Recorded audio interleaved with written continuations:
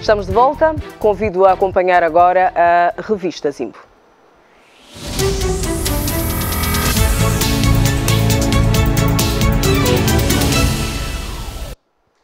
O Presidente da República considera que 2020 foi um ano de muito sofrimento. Na mensagem dirigida aos angolanos por ocasião da passagem de ano, o chefe de Estado afirmou que a pandemia da Covid-19 prejudicou a vida familiar e profissional de todos. João Lourenço espera que este ano de 2021 venha a ser da retoma económica e do levantamento das cercas sanitárias. Este ano não foi bom. Não foi generoso para com ninguém. Foi um ano de muito sofrimento que prejudicou a vida familiar e profissional de todos, sem exceção. Prejudicou as economias de todos os países. Trouxe a dor e o luto a milhares de famílias pelo mundo fora. Por isso, gostaríamos imenso que não fosse apenas o ano 2020 a ficar para trás, mas que a pandemia a ela associada, a Covid-19, também passasse, a partir de hoje, a pertencer ao passado.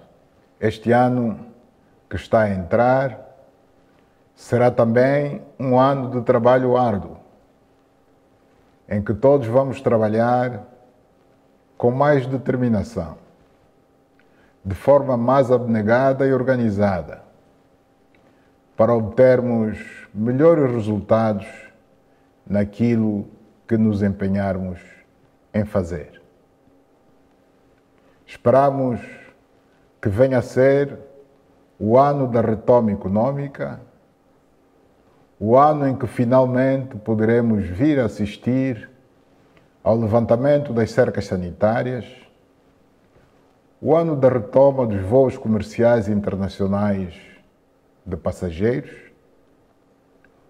o da reabertura e revitalização do turismo, o do regresso às atividades desportivas e culturais com a presença do público, o ano das conferências nacionais e internacionais presenciais, enfim, o ano do regresso a uma situação muito próxima da que consideramos como sendo normal. Em estúdio para abordar estes e outros assuntos tenho o Dr. Laurindo Vieira, sociólogo. Boa noite, obrigada por estar connosco. E o Dr. David Mendes, advogado. Boa noite, obrigada por estar connosco, doutor. Um bom ano para os senhores. Obrigado. Presidente João Lourenço espera que 2021 seja o ano da retoma económica e do levantamento das cercas sanitárias. Foi pelo menos uma das coisas que defendeu durante a sua mensagem de fim de ano à nação. Dr. David Mendes, comece por si. Foi um discurso, foi uma mensagem de esperança para os angolanos? Uma mensagem de esperança. É óbvio que todos queremos que o presente ano seja melhor do que o anterior, porque tivemos um ano extremamente ruim, um ano que é mesmo para esquecer, quer do ponto de vista económico, social, político, não é? Foi um ano muito difícil, particularmente porque não foi possível realizar-se algumas ações que têm a ver com o contacto com as pessoas. E o Presidente citou algumas áreas, por exemplo, como o turismo, o desporto e o contacto individual. Nós ficamos isolados do mundo, do ponto de vista físico, embora do ponto de vista virtual tivemos contacto com o mundo, mas do ponto de vista físico não. A retoma dos voos comerciais vai estimular o turismo. Nós temos que ver no turismo uma das principais fontes de entrada de divisas, particularmente as divisas. Se não tivermos turismo, não temos desenvolvimento hoteleiro. Não tendo o desenvolvimento hoteleiro, para ver que a hotelaria é um dos ramos que absorve uma grande quantidade de mão de obra. A par da construção civil, Acredito que a hotelaria é das áreas que absorve um grande índice elevado de mão de obra. E neste sentido, portanto, por causa da pandemia, tivemos os hotéis, resorts e tudo o resto fechados. Em falência quase. Eu acho que a maioria desses estabelecimentos, e particularmente aqueles que teriam tido empréstimo bancário para investir em alguma atividade, por exemplo, melhoramento da qualidade dos hotéis, dos restaurantes, não é? Esses estão quase que falidos. Dr. Laurindo, o Presidente disse que 2020 não foi um ano bom e nem generoso com ninguém, mas as pessoas precisaram reinventar-se para sobreviver. As estratégias de sobrevivência fazem parte dos esquemas da vida humana. Temos que nos reinventar cotidianamente. Mas deixe de dizer que, na verdade, foi um ano de muito sofrimento. Foi um ano, e isto é visível na mensagem do Presidente da República, porquanto podemos encontrar dois grandes enfoques. O enfoque da esperança, que aqui já foi dito, da crença e da esperança que 2021 poderá ser um ano melhor, em função das retomas, quer dos voos, quer da vida social, quer do turismo, quer de outras áreas. Mas também há aqui uma dimensão apelativa dentro deste enfoque da esperança. Tudo poderá ser fácil se continuarmos a fazer jus às medidas de segurança. As medidas de segurança, ou seja, o uso das máscaras, a desinfestação das mãos e outros elementos ligados aos mecanismos de biossegurança. Tudo isto está visível no discurso do Presidente. Mas há um aspecto que me chamou particular a atenção. Qual foi? Apesar desta problemática de nos reinventarmos cotidianamente, foi o segundo enfoque do Presidente da República, que se enquadra na dimensão afetiva. A dimensão afetiva. É que nesta dimensão afetiva o Presidente faz, não digo um apelo, mas chama a atenção às pessoas e passa um calor às pessoas que perderam entes queridos. E todos nós perdemos um amigo, um músico, uma figura pública que marcou a nossa identidade social, a nossa identidade cultural, porque na verdade a Covid-19 veio até, em certo sentido, mudar a cultura de vida, os comportamentos sociais, inscreveu novos modelos, novos paradigmas. Veja, por exemplo, quando o Presidente fala das pessoas que perderam um ente querido. Estas pessoas passaram por um luto. E este luto, né? O processo perfeitamente, de luto... e o processo de luto aqui transformou-se patológico, porque culturalmente nós vivemos o luto a partir de várias fases. E quando este luto é interrompido e nós vivemos o luto enclausurados nas nossas casas, até os vizinhos afastaram-se de nós, os parentes não puderam estar conosco, e quando ouvimos uma palavra de consolo de uma entidade política, de uma entidade religiosa, e neste caso específico do Presidente da República, é algo que nos toca a alma, toca-nos o coração, e nesta dimensão apelativa também fez referência a todos os que perderam os seus negócios, que ficaram descapitalizados, que foram à falência. É sempre bom ouvir, que perderam os empregos, então é sempre bom ouvir uma palavra de acalentar a alma, porque nesta fase fica bem. Esta mensagem do Presidente, Dr. David Mendes, vem mostrar que o chefe de Estado não esteve alheio àquilo que foi a nossa realidade, a realidade do povo, por assim dizer, ao longo do ano 2020, e que, tal como a maioria de nós, tem a expectativa, tem o desejo de que este ano seja a todos os níveis melhores, com a retoma da questão económica, que foi bem vincada pelo Presidente, porque a questão económica acaba por influenciar em todos os outros setores da vida das pessoas. Essa esperança que me trouxe o Presidente, mas eu acho que ele faltou falar de uma área, o judiciário. Eu acho que tivemos uma questão vergonhosa, vou mesmo que dizer vergonhosa, como é que de um Tribunal Constitucional, um acórdão que está ainda com o relator, já esteja na praça pública. Vamos ver uma ação de juízes, da Associação de Juízes, contra o seu próprio Presidente, o Presidente do Tribunal Supremo, nas redes sociais. A própria peça está nas redes sociais. O sistema judiciário, o Presidente tinha de falar alguma coisa do sistema judiciário. Não esteve bem o sistema judiciário. E se não tivermos coragem de assumir que o sistema judiciário não está bem, não teremos aquilo que seria a reserva moral da sociedade. O sistema judiciário é também uma reserva moral da sociedade. Mas o que é que estará a faltar, Dr. David Mendes, neste ponto em particular? Eu acho que alguma coisa que não está certo aí. Há como se uma luta de interesses lá dentro do tribunal particularmente do Tribunal Supremo e dos tribunais de segunda instância. É preciso que se saiba o que é que se está a passar, porque não é aceitável um acórdão de um Tribunal Constitucional que ainda não é de domínio público, esteja nas redes sociais. Eu acho que o Presidente deveria ter alguma incidência também no sistema judiciário. O sistema, embora pode-se alegar que também tem dificuldades de papel, dificuldades de pessoal, dificuldades até juízes que repartem entre si uma mesma sala. São dificuldades que têm que ser superadas. Ou seja, as questões devem ser superadas. Doutor Laurindo, uma das preocupações levantadas pelo Dr. David Mendes prende-se com o sistema judiciário no país. Que opinião é que tem sobre isso? O Dr. David diz que não esteve bem. Que opinião é que tem sobre isso? Bem, em primeiro lugar, ainda que eu concordo com o Dr. David Mendes, até porque ele é jurista, conhece melhor estas coisas, mas deixe-me dizer uma coisa. Um discurso enquadra-se na lógica dos contextos sociais que, num determinado momento, podem ser mais positivos ou mais negativos.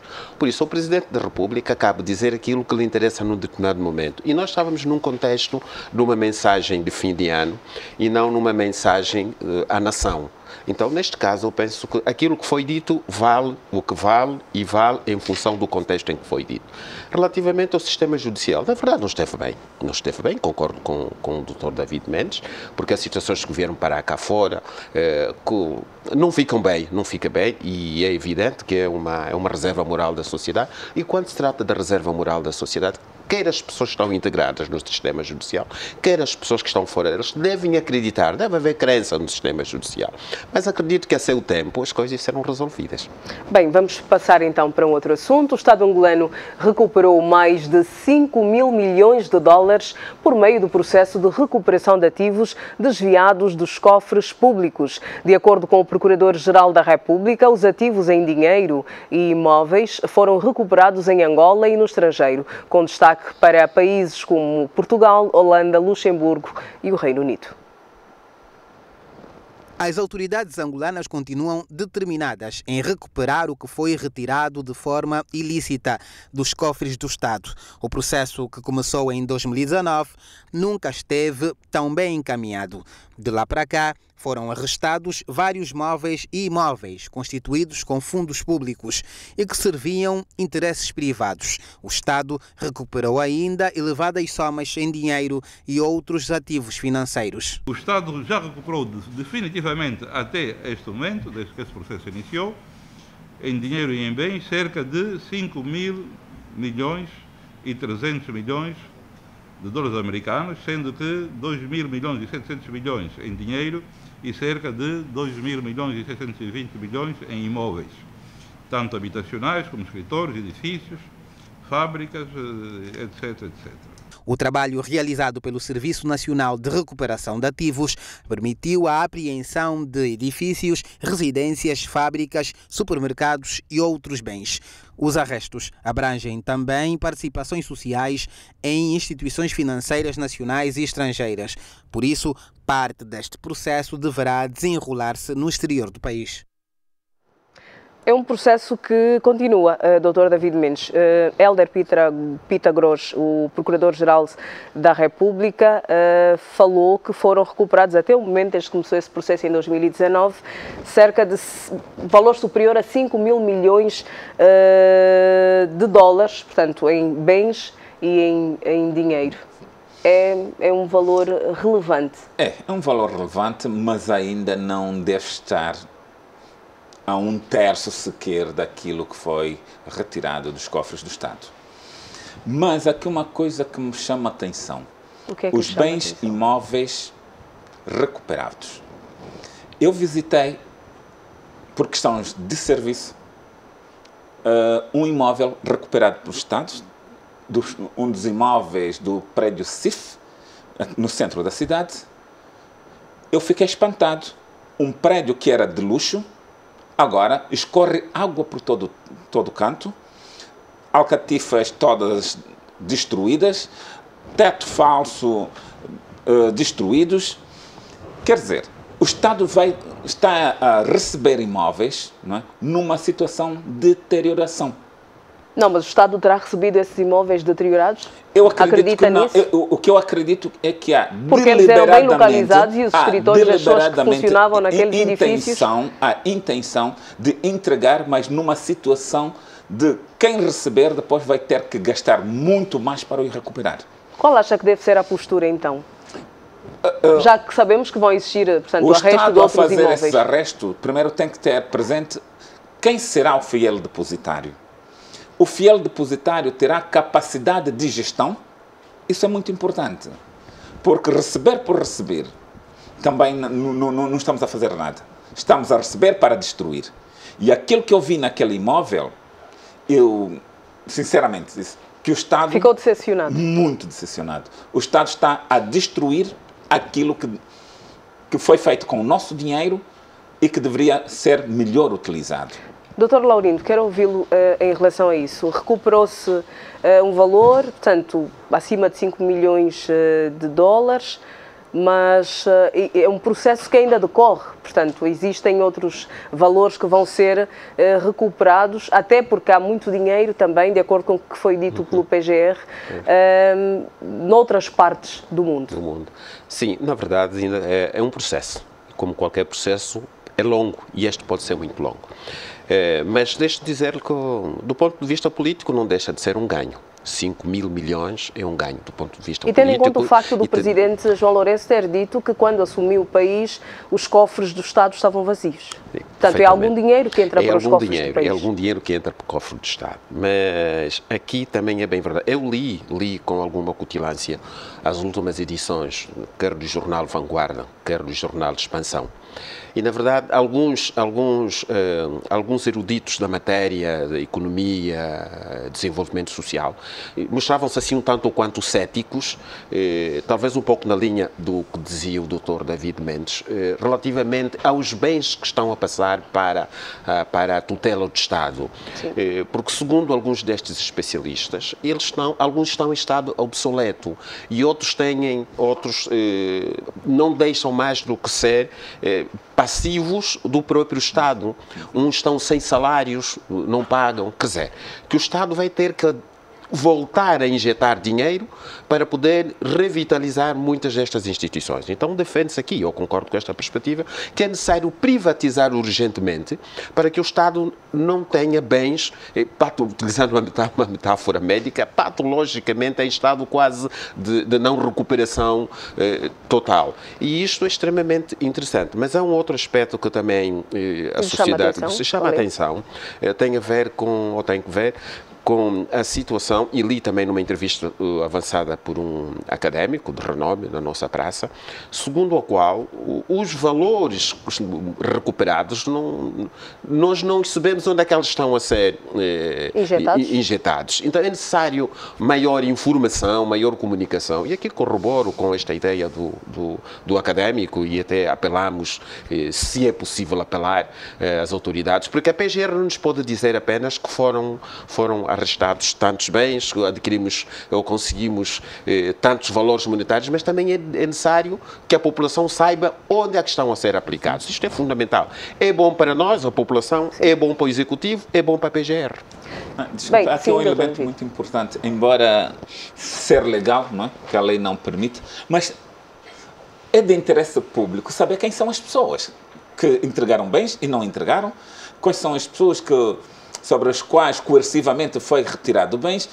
Temos que saber as pessoas. Porquê é que se ocultam as pessoas? Mas alguns casos são conhecidos. Muito poucos. Muito poucos. O ideal seria pelo volume do dinheiro e bens que aqui se está a falar, sim, não são de 3 ou 5 pessoas que têm sido citadas, né? Era importante que a sociedade soubesse quem são essas pessoas que levaram o país a essa situação. Aliás, também não foram muitos, Dr. David Mendes. O banquete, pelo menos, tem estado a dizer que não foram muitos. É o mesmo grupo de indivíduos que estiveram em quase todos os espaços onde se apoderaram dos bens públicos. Por isso, boa parte deles são conhecidos, porque não são muitos. A PGR diz que tem neste momento mais de 1000 processos sob investigação. mas diz também que alguns decorrem sobre o sigilo, o doutor deve entender disso melhor do que eu, por ser advogado, mas ainda assim sabemos que existem pessoas politicamente expostas que estão a ser investigadas neste momento. Pelo menos isso foi assegurado pelo Procurador-Geral. É preciso dizer quem são essas pessoas. Não basta dizer que há pessoas politicamente expostas. E por serem pessoas políticas, e aí a diferença entre um político e um cidadão comum, não é? Até a vida privada de um político é de interesse público. Ninguém pode se esconder no direito à imagem, não é? Para que não lhe seja denunciado ou não seja atribuído a ele ou contra ele uma investigação. Porque é de interesse público. Aqui não há a reserva da imagem e do bom nome. Havendo uma ação investigativa contra uma determinada pessoa, é porque há indícios. Mas às vezes as denúncias são infundadas, ou na nossa realidade não existem denúncias infundadas? Nesse caso, quando a PGR está num processo já de instrução processual, não, e não de simples investigação. A investigação é para ir encontrar elementos. A instrução é quando já se tem elementos, tem-se os presumíveis, no menos se sabe que há um crime. E já se conhece os presumíveis, ou se pretende encontrar os presumíveis autores. Nesse caso, a sociedade tem de saber. A sociedade precisa de saber. Estamos a ocultar o quê? Fala-se de A, fala-se de B, fala-se de C. Todos estamos a falar, mas é verdade. Há um interesse geral, há um interesse da sociedade saber quem são as pessoas que estão a ser investigadas. Até porque foram gestores públicos, não é, Dr. Laurindo? E quando se é gestor público, ou seja, quando se gera um dinheiro que não é nosso, nós temos a obrigação de prestar contas. Temos que prestar contas porque a prestação de contas faz parte da construção moderna das sociedades. E a construção moderna das sociedades também nos ensina que deve haver uma separação entre o que é privado e aquilo que é público. Deve haver uma separação entre o orçamento geral do Estado e o meu orçamento pessoal. E a vida privada das pessoas, como disse o Dr. David Mendes, e muito bem, embora não faça rolo na vida pública, mas as pessoas que ocupam determinados cargos, por serem pessoas públicas, até a sua vida privada passa a ser de interesse público. Mas uma vez que portanto, este processo começou em 2019, com as pessoas a serem acompanhadas e a serem responsabilizadas por atos menos corretos em relação ao erário, fica-se com a ideia, e foi pelo menos isso defendido pelo Presidente João Lourenço na altura em que foi impulsado, de que a nossa justiça seria imparcial, que será feito um combate à corrupção sem olhar a quem tenha praticado este ato, ou seja, não haverão protegidos. Já se sente isso com os vários processos que vamos vendo acontecer entre nós? Eu sinto, embora muita gente na sociedade civil tenha estado a dizer que há protegidos. A minha ideia é que não. Agora, é um processo lento.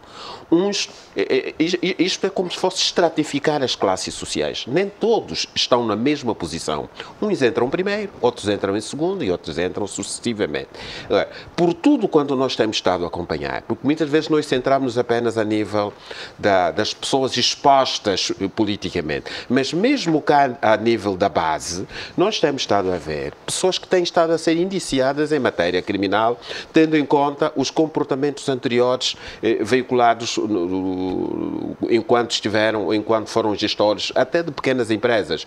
A nível do país, estes processos estão a ser não digo muito bem conduzidos, mas estão a ser conduzidos com muita gente implicada. A nível do país, também temos estado a ver, a nível do país, não a nível de Luanda, vamos ao nível nacional, também temos estado a ver que o processo, na minha opinião, não é seletivo quanto possa parecer. E não quero aqui citar nomes, não interessa, mas as pessoas atentamente sabem que aos poucos as pessoas começam a prestar contas em matéria de tudo quanto fizeram menos bom. Dr. David Mendes, o Dr. Laurindo diz que é um processo E como todo o processo tem etapas a serem cumpridas, não podem ser todos julgados ao mesmo tempo. O Procurador disse que estão neste momento 1.522 processos relacionados com criminalidade económica, financeira e patrimonial de pessoas que estiveram ligadas à gestão pública. E a questão que eu lhe coloco é a mesma que coloquei ao Dr. Laurindo. Sente que há neste momento, de facto, uma justiça justa, por assim dizer, em relação a estes processos no nosso país? Precisamos entender o processo de investigação e instrução. É preciso, e agora que vai entrar em vigor a nova lei, é preciso ter em conta tempos. Quando alguém é constituído arguido no processo, há prazos. Então, a investigação tem que ter em conta isso. Não constitui ninguém como arguido para que tenha tempo primeiro de recolher as provas para quando esse indivíduo for constituído arguido, os prazos não queimem. Quer dizer que se cumpram com os prazos. Agora, estamos a falar de 1000 processos. Não podem andar os 1000 processos ao mesmo tempo. Sim. Ou na mesma velocidade. Há que selecionar os de maior interesse e os de menor interesse. Aos de maior interesse, há que priorizá-los. Quais são os processos que devem ser priorizados? Quais são? Aqueles que têm maior volume de dinheiro ou de bens a serem recuperados. Aqueles que, se não se agir imediatamente, se vai dissipar o dinheiro ou os bens. Há uma forma que se usa, que é passar os bens em nome de terceiros, para que o investigado chega a uma altura, você chega à conclusão que não tem nada. Enquanto que um terceiro é o proprietário de todos os bens, aquilo que os brasileiros gostam de chamar de laranja. Sim. É uma figura que aparenta ser o empresário, o dono, quando na verdade representa interesses de terceiros. Então, é um processo de investigação que pode levar algum tempo. Mas os nossos investigadores aqui estarão por dentro destas formas de tentar esquivar-se da justiça, ou não? O crime de colarinho branco não é um crime de fácil investigação. Porque quem comete o crime tem instrução. Ele sabe se pode ou não pode, o rastro se pode ou não pode ser seguido. Onde é que deve cortar o rastro? Quando é que deve cortar o rastro? Que pessoas implicadas podem... E nós podemos assistir, como acontece nas grandes máfias, pessoas que podem levar a ligação a serem mortas. Não nos assustemos se isso começa a acontecer. Porque as pessoas vão dando conta que se o fulano é o elo de ligação, se ele desaparecer, acaba a ligação.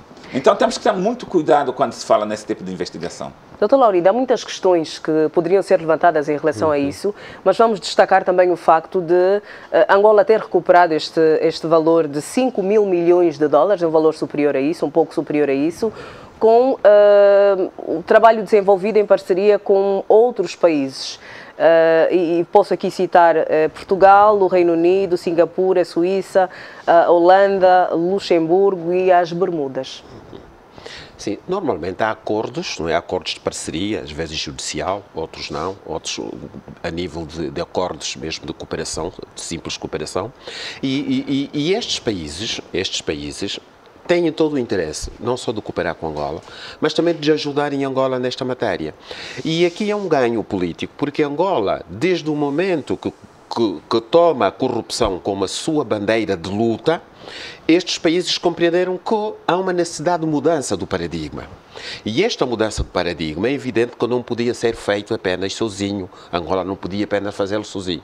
E nesta perspectiva, estes países têm estado a contribuir para que Angola possa recuperar estes bens. Aliás, a diplomacia é regida pela lei da reciprocidade. E fundamentalmente, hoje, a diplomacia económica começa a evidenciar-se muito mais do que aquela diplomacia política não digo que esteja ultrapassada. E esta dimensão da diplomacia política ajuda constantemente, quer a nível das relações entre Estados, mas também vem, até certo ponto, nos informar que é possível fazermos parcerias e mantermos cooperação com diversos países nesta matéria, porque hoje todos os países querem transparência, não só a nível do erário público, mas a nível de toda a gestão política, porque hoje em dia poucos países querem estabelecer relações com países que têm uma situação extremamente dúbia em relação à sua própria gestão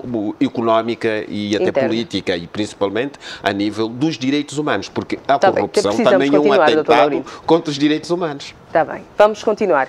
O continente africano começou, no início de 2021, a erguer formalmente aquela que vai ser a maior zona de comércio livre do mundo, abrangendo 1,3 mil milhões de pessoas. A Zona de Livre Comércio Continental Africana passa a vigorar com 54 Estados-membros que aderiram ao acordo. Na 13ª Cimeira Extraordinária dos Chefes de Estado e de Governo da União Africana, realizada por videoconferência a 6 de dezembro, o Presidente da República reforçou a aposta de Angola na Zona de Comércio Livre Continental Africana. João Lourenço considera a criação da Zona de Livre Comércio em África como uma oportunidade ímpar para o empresariado nacional. Angola é um dos países signatários do acordo que cria a Zona de Comércio Livre Continental Africana, celebrado em 2018, cujo processo de ratificação do diploma foi depositado junto da União Africana no dia 4 de novembro de 2020. Dr. David Mendes, está o nosso país pronto para aderir, efetivamente, a esta zona de livre comércio em África? Eu acho que está, porque, por exemplo, aqui na região da SADC, entre Angola e a Namíbia, Angola e os Congos, Angola e a Zâmbia, informalmente existe esse comércio livre, informalmente, porque as pessoas transitam e fazem negócios num lado ou outro, não é? Sem limitação. Quais são os maiores... desculpe, vou deixar de concluir. Sem limitação. E o que é que fazem? Sabendo que em determinados pontos a polícia de fronteira, as alfândegas, criam caminhos, não é? Paralelos, onde fazem circular as mercadorias sem qualquer impostos. Então, o que vamos fazer agora é formalizar isso. E isso vai estimular o mercado interno. Nós vemos caminhões, por exemplo, de cervejas, né, a irem para o Luvo, para irem vender a cerveja como a Cuca, a Angola. Isso é publicidade, Dr. David. Desculpa, mas é uma realidade, não é? Sim, mas quando disser cerveja já entendemos que são as marcas que temos. São as que mais vemos. Sim, sim. E passam a fronteira. É um mercado para Angola. O cimento, nós podemos também vender cimento para o Congo. Quer dizer que a hortícola, nós vemos pessoal nas fronteiras, não é? A transacionar hortícolas e produtos agrícolas de um lado e do outro. Então quer dizer que de uma forma informal já existe esse mercado. Existe esse mercado. Dr. Laurindo, quais são os maiores desafios do nosso país ao tornar-se parte deste mercado? Bem, são 54 países. São 54 países. Bem, em primeiro lugar, é necessário aqui dizer que o mercado livre faz parte da transnacionalização comercial de todos os países, né, de todas as comunidades. E, aliás, o encontro histórico entre as pessoas sempre se gerou a partir do comércio. Mas há sempre uns que estão em vantagem. Perfeitamente. Qual é a realidade de Angola neste meio? Bem, neste meio, relativo a Angola, nós temos, porque há países que estão estruturalmente melhores do que nós. E que produzem mais, com qualidade reconhecida. Têm uma indústria mais desenvolvida e isto tudo vai contar na transnacionalização das mercadorias que vão ser vendidas. Até a própria forma ou os próprios métodos de produção de determinados produtos também contam. Um exemplo muito simples. Se um agricultor, para produzir 1 tonelada de tomate, gasta ou tem que gastar, por exemplo, 50 litros de combustível a um preço de $40 e outro, na mesma situação, gasta apenas $2, veja que ele tem vantagem. Então, nós temos aqui uma realidade que é necessário ver, até a nível da produção dos fertilizantes. Nós não produzimos fertilizantes, do acesso, dos meios de acesso em termos de transportes, meios rodoviários. Então nós temos aqui muito o que fazer, nós temos que muito trabalhar, não é? Porque teoricamente este comércio livre é bom. Vai ajudar os nossos comerciantes, vai ajudar os nossos empresários. Ou seja, nós vamos levar mercadoria, mas também vamos receber. Temos que definir o que é que nós vamos vender, temos que melhorar a qualidade, temos que melhorar a capacidade, não só de transporte, mas também desta mercadoria. Então, ou seja, temos que ver as próprias pautas aduaneiras, temos muita lição por estudar e muita matéria no sentido de podermos construir efeitos positivos para entrarmos em pé de igualdade, porque senão... Desculpa, a nível da região, os produtos da região não são taxados, são livres. Sim, a nível da região. Livres, sim. Só produtos que vêm fora da região é que serão taxados na primeira fronteira, não é? E há aqueles produtos que são não são totalmente produzidos localmente na região, mas são agregados. Esses também são considerados produtos internos. De livre circulação. Esta zona do comércio livre do continente vai abrir uma oportunidade de maior crescimento para o empresariado nacional? Acredita nisso? A concorrência faz bem. A concorrência dá desenvolvimento. Mas às vezes faz-nos crescer e outras vezes não. Não, onde há concorrência há desenvolvimento. Uma política de estarmos fechados só cá entre nós não dá desenvolvimento. Vale corrermos os riscos? Vale. Porque se alguém traz a batata da África do Sul para Luanda, que tem que pagar transporte, combustível, esse distanciamento longo que tem, quase 2.000 quilómetros ou 3.000 quilómetros, e a batata produzida aqui a 10 quilómetros está em vantagem. Então, vai haver uma competição. A competitividade dá desenvolvimento, obriga que as pessoas sejam criativas. Vai proporcionar nas pessoas a mentalidade de produzir melhor, com qualidade e, acima de tudo, ir à procura de mercado. Um dos objetivos da criação desta zona é o de acelerar o desenvolvimento do continente. Vamos caminhar para aí? Vamos. Veja, a África do Sul não tem água, mas produz. Se houver abertura e o sul-africano vir produzir em Angola, onde tem água, Angola ganha com desenvolvimento. Porque nós temos muita terra, não é? Nós temos muita terra. Terra fértil. Temos muita água.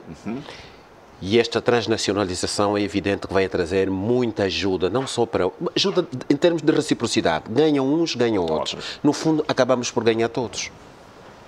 O continente africano começou no início de 2021 a efetivar, de facto, o que é que Angola, num primeiro momento, poderia oferecer para fora? Fora aqui, alguns produtos que o Dr. David já enumerou. Angola pode oferecer o turismo. Angola tem praias bonitas. Angola tem um grande litoral, não é, de praias. Angola pode vender praia. O nosso clima ajuda a investir-se muito mais no turismo. E temos o solo arável. Então, nós podemos produzir para vender na região, porque temos solo arável, temos água, que é muito importante para a agricultura. A agricultura é a base de desenvolvimento de qualquer país. Porque nós... não, é a indústria. Não. Se você tem uma agricultura sólida, estimula, não é, a indústria. A indústria agroalimentar, você só pode ter indústria agroalimentar se tiver agricultura. Se não tem agricultura, não pode falar na indústria agroalimentar. Podemos também aproveitar para criar parcerias. O empresariado nacional. Sim, aquilo que os ingleses chamam de partenariado. Hoje em dia, as sociedades, as empresas, os grandes grupos económicos formam essas parcerias. E as parcerias têm uma vantagem estratégica porque possibilitam que os parceiros não apenas façam trocas comerciais, mas também façam trocas a nível cognitivo. A informação hoje é uma daquelas grandes categorias do partenariado, porque ninguém vive sozinho. E como o paradigma nos informa que ninguém vive sozinho, estas parcerias são tão importantes, porque elevam não só as empresas, mas elevam também o próprio processo produtivo.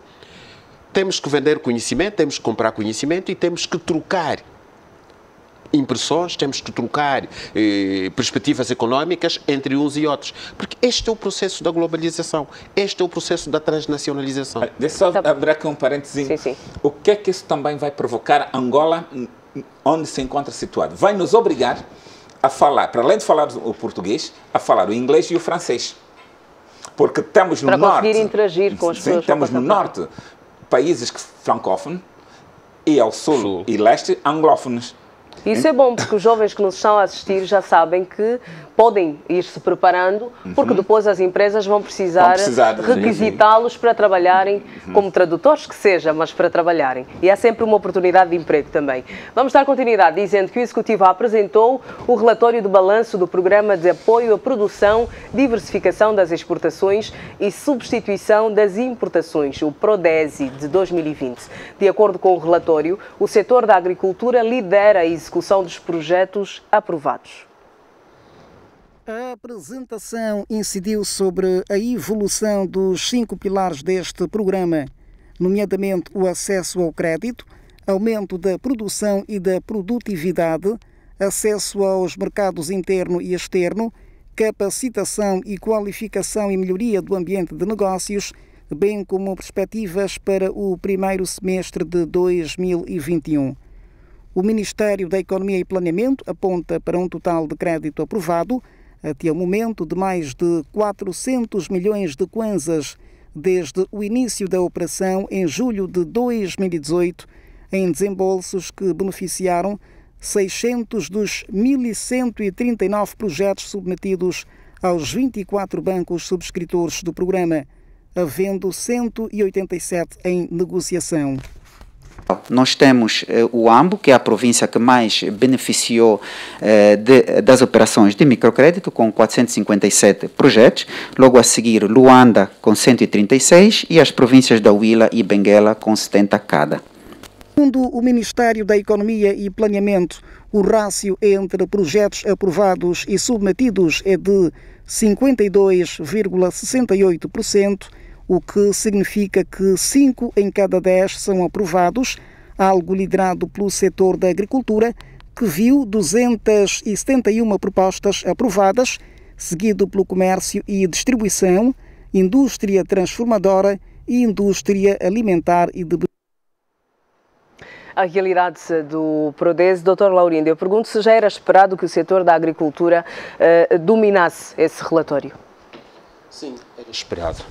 Era esperado porque, se nós olharmos para o próprio conceito do PRODESI, não é? Tem a ver com o relançamento da diversificação da economia.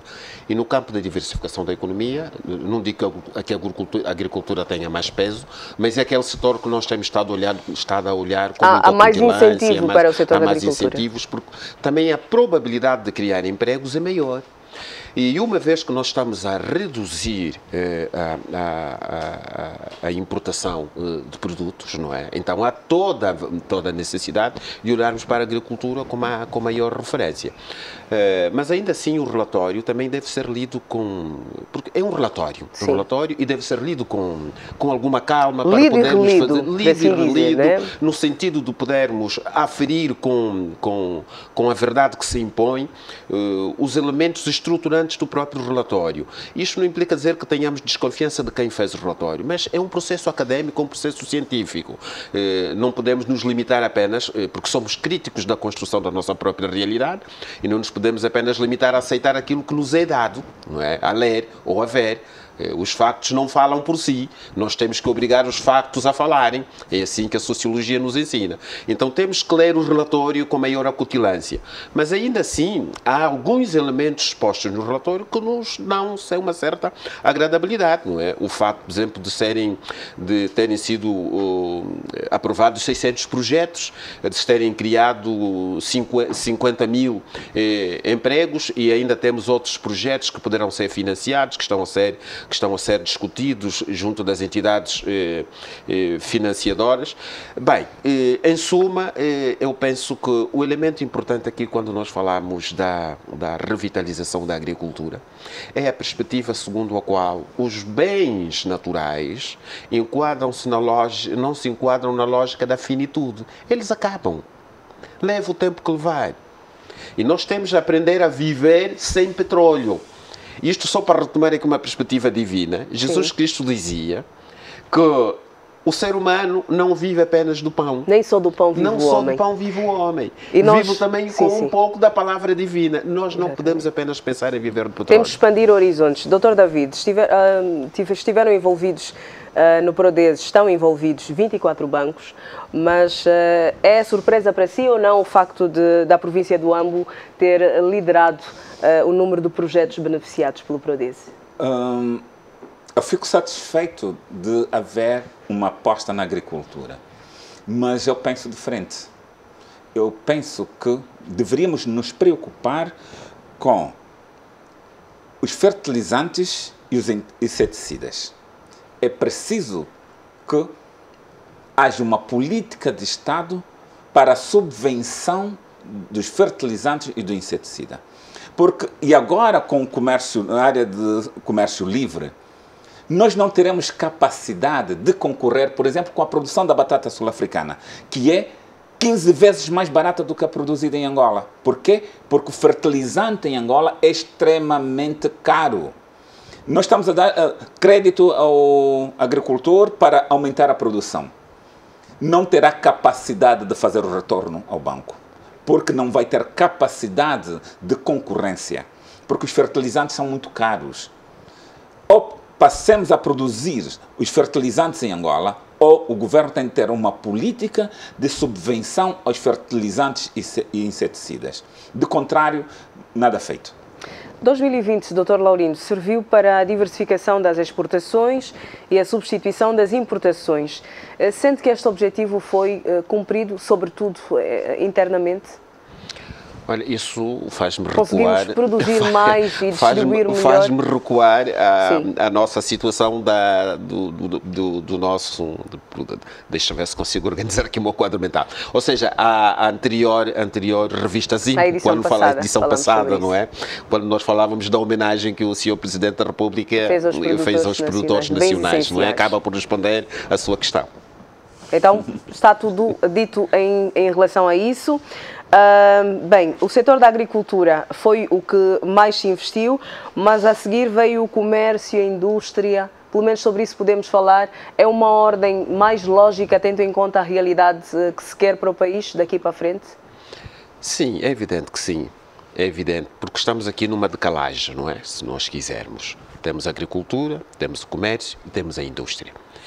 E apesar de não termos conseguido nestas áreas o desenvolvimento que se impunha, mas há toda esta necessidade. São de algum modo setores interligados? Estão todos interligados. Estão todos interligados. Fazem uma tríade, estão interligados. Por exemplo, quando o Dr. Mendes em instantes falava da necessidade de subvenção dos fertilizantes. Sim. E destes jogos, chamemos assim, que nós teremos dentro deste mercado livre, nós temos duas situações. Ou temos que ter as fábricas no país, e aí está o fator industrial, as fábricas de fertilizantes, ou vamos gastar muito dinheiro a subvencionar os fertilizantes e outros produtos que concorrem para a agricultura. Então, se nós não tivermos, resumindo e concluindo, estivemos bem do ponto de vista da agricultura, não atingimos os patamares que se desejavam a nível do comércio e da indústria, mas estamos a seguir o espaço. Acredito que mais dia, menos dias é um processo. Bem, vamos passar para um outro assunto. Angola beneficiou da doação de 20 milhões de euros provenientes da União Europeia no âmbito do apoio de resposta à crise socioeconómica causada pela pandemia da Covid-19. Este financiamento constitui uma doação sem contrapartidas nacionais a executar em 36 meses através da modalidade de apoio orçamental com inscrição e transferência para a conta do Tesouro do Orçamento Geral do Estado, que constitui uma ação pioneira da cooperação da União Europeia com a República de Angola. Os 20 milhões de euros vão apoiar na resposta à pandemia da Covid-19 em Angola e a recuperação socioeconómica do país, à luz do programa de reconversão da economia informal e do projeto de melhoria do ambiente de negócios. O país, dentro das relações económicas com a União Europeia, baseadas no Acordo de Cotonou, onde se insere no Grupo de África, Caraíbas e Pacífico, prevê a aplicação de um programa indicativo para cada um dos Estados, que descreve um conjunto de fundos para apoiar os projetos inscritos no 11º Fundo Europeu de Desenvolvimento, avaliado num pacote de 132 milhões de euros. Estes 20 milhões são um valor adicional e o primeiro na categoria de apoio orçamental. Dr. David, comece por si. É um valor que vai servir para atenuar algumas dificuldades do país? Não. 20 milhões não é dinheiro para um país. Vamos ser realistas. 20 milhões serve para fazer o quê? Dá-se a impressão, né, para quem ouve falar em 20 milhões, vai pensar, sim senhora, deram-nos dinheiro. 20 milhões serve para quê? Mas deram-nos dinheiro. Sim, mas para quê? Serve para quê? É que faz-se mais propaganda do que aquilo que é necessário. Porque se está a propagar que a União Europeia deu dinheiro para a África, deu dinheiro para Angola, 20 milhões de dólares. Mas acha mesmo que 20 milhões de dólares num país tem algum valor? Vamos ser sérios. São 20 milhões de euros e eles não Sim, têm 20 valor, milhões de euros. Dr. David? Sim. Mas 20 milhões de euros para um país... Pode não dar para muita coisa, mas para deverá Angola, dar para alguma coisa. Um país da dimensão de Angola, 20 milhões... Não, vamos ser sérios. 20 milhões deveria ser canalizada para as ONGs e não para o Estado. E aí, é uma oferta, não, é sempre aí uma o Estado também tem que ter dignidade. O Estado tem que ter dignidade. Um Estado não se pode dar ao luxo de aplaudir porque lhe deram 20 milhões de euros. Ter dignidade significaria o quê, Dr. David? Dizer que isto não serve para nada para o meu desenvolvimento. E devolver? Apliquem às igrejas, apliquem às ONGs e não ao Estado. Mas o nosso governo está em condições de fazer isso? Está, sim, tendo em conta a nossa realidade? Está. Então, se você em um ano conseguiu recuperar 2 mil milhões de dólares, 2 mil milhões de dólares em dinheiro, 20 milhões de euros é alguma coisa? Não, isso é fazer propaganda. E depois sai nos noticiários principais. Não é uma forma de justificar uma oferta que foi Não, foi é uma dada, forma de demonstrar, não é, que eles estão a nos sustentar, quando na verdade não, é propaganda desnecessária. Porque 20 milhões de euros não é dinheiro para um Estado da dimensão de Angola. Não vale a pena que estarmos a inventar histórias. Esse 20 milhões numa ONG, sim senhora, para as ONGs, sim senhora, mas para um Estado até vergonhoso. Dr. Laurindo. Eu não sei qual é a pergunta que me vai fazer, mas eu gostaria de rebater um instante. Não, então faz favor, pode emitir a sua opinião em relação a... Eu tenho uma opinião contrária relativamente... A minha pergunta ao Dr. David foi se este valor virá atenuar algumas das dificuldades que nós temos. Perfeitamente, eu acredito que sim. O Dr. David Mendes diz que não é nada. E eu digo o seguinte, antes pouco do que nada. E este nada que o Dr. David Mendes diz pode mudar a vida de algumas pessoas. E não devemos esquecer que é uma doação, não é um empréstimo. Não, doutor, eu disse que deem às ONGs, que deem às igrejas, sim, mas não ao Estado. Mas veja para o Estado não é nada. Não é nada, mas é sempre alguma coisa. Mas é preciso olhar para a finalidade desta doação. Sim, porquê que não dá diretamente às ONGs? Porquê que não dá diretamente às igrejas para diretamente apoiar as pessoas sem rendimento? Mas entenderam dar ao Estado. E sabe porquê, Dr. David Mendes? Aqui temos que olhar para uma dimensão política. Na dimensão política. Na dimensão política, há cerca de 5 ou 6 anos, Angola não recebia nenhuma doação. Porquê? Porque hoje em dia os doadores internacionais também olham para quem vão doar em função da aplicabilidade do donativo. Doutor. E do ponto... Deixa só terminar, Dr. David Mendes. Do ponto de vista político, Angola ganhou vários pontos. A nível da visão que as pessoas têm hoje sobre Angola, quando tem a corrupção como sua bandeira de luta. Isto é fundamental. Se nós fizermos aqui um paralelismo entre esta doação e a última visita efetuada pelo Fundo Monetário Internacional a Angola, e que Angola foi muito bem avaliada, podemos juntar aqui que é uma perspectiva positiva em relação a Angola. não é? Por isso, os 20 milhões podem não significar nada, mas é sempre alguma coisa. Primeiro, é para ajudar na rentabilização da Covid, da pandemia, e tentar também ajudar, né, as pessoas que estão no mercado informal. Mas como é que vai ajudar as pessoas que estão no mercado informal? Mas, doutor David, dá-me só um exemplo. Mas veja o seguinte. As pessoas não vão receber o dinheiro diretamente. Sim, como é que vão apoiar? Pelo menos a informação que nos foi dada é que isto é um incentivo ao Orçamento Geral do Estado. 20 milhões de dólares. Doutor David Mendes, é uma doação. Queria mais. 20 milhões de dólares. Aceita o pouco que nos é dado e não faça confusão em relação àquilo que não nos é dado. Eu gosto de citar o meu amigo, né, que não importa aqui dizer o nome. Quem está a receber tem a mão embaixo. Quem está a doar tem a mão em cima. O escravo está sempre em baixo. Não olha as coisas nesta perspectiva, doutor David Mendes. Eu acho que é um radicalismo desnecessário. Radicalismo? Mas não acha que é vergonhoso? Mas vergonhoso um Estado... Eu não vejo as questões... Um Estado dá até fazer passar em noticiários que recebeu 20 milhões de dólares. Mas se não passa, o doutor David Mendes é que depois vai dizer que receberam 20 milhões e não disseram nada. Mas 20 milhões é dinheiro para estar... num telejornal, por exemplo. Então queria que passasse que não é com os factos? Não, que nem passasse em lugar nenhum. Mas por quê? Porque é insignificante. Mas é esta insignificância que faz a significância. Não, nos ridicularizam. Não ridicularizam, não. Deiam isso às ONGs. Nós não somos pobres. Nós não somos pobres em termos estruturais. Nós somos países com alguma carência. Sim. E isso não nos retira dignidade. Não, receber esta doação... 20 milhões. Quanto 20 milhões para o Estado. O doutor David Mendes queria, então? 100 milhões. Doutor, vá para o Orçamento Geral do Estado e vê quanto é que se vai gastar com viagens e outras coisas. Mas, doutor David, o que vem por acréscimo não prejudica.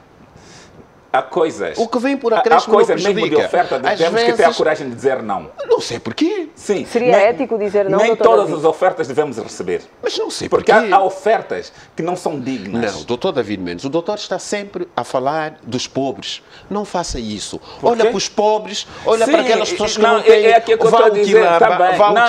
Eu não estou contra os pobres. Sim, não, pois, eu tenho estado sempre a ouvir os seus discursos. Sim. Pois, vá ao Quilamba, vá ao Sequelo, veja aquelas crianças que diariamente estão acerca dos automobilistas, que ficam debaixo das árvores, que dormem nos contentores, esperando que as pessoas vão deitar o lixo para que eles se alimentem. E diga a eles que recebemos 20 milhões de dólares de doação, mas para nós isso não vale nada porque vamos devolver. Sim. Diga isso a eles.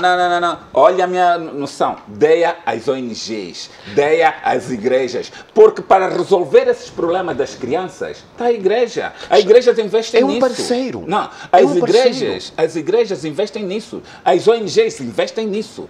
Por que é que não há uma relação direta com as igrejas e com as ONGs? Mas por qual é o mal de se dar diretamente ao Estado? Por quê?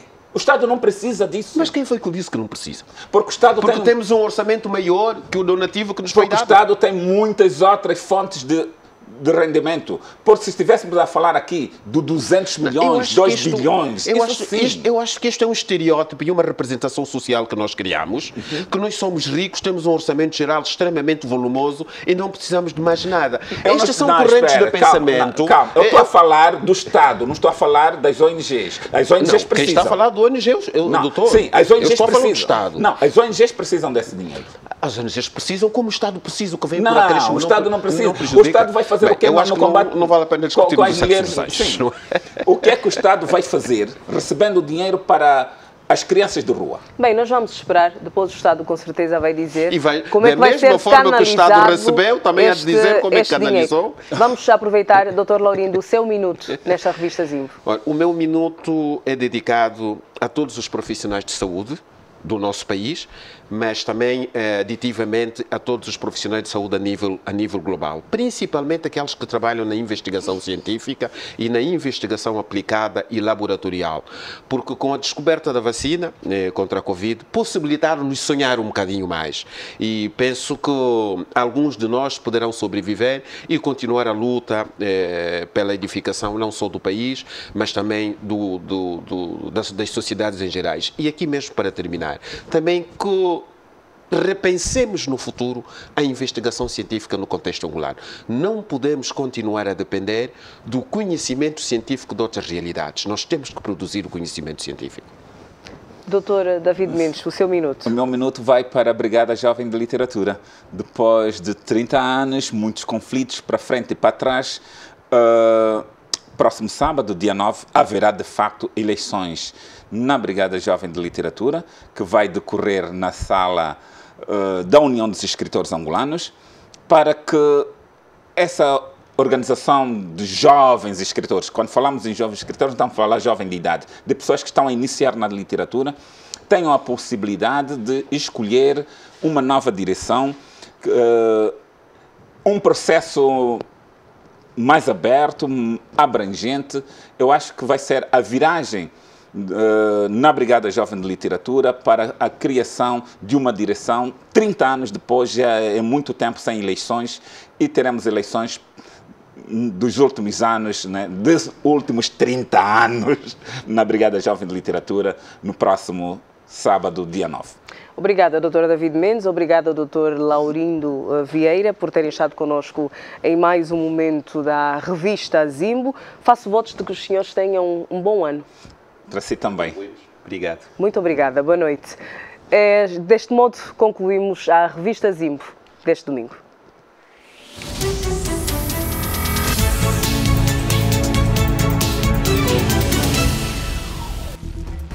Vamos fazer um intervalo neste Jornal da Zimbo. Mantenha-se aí.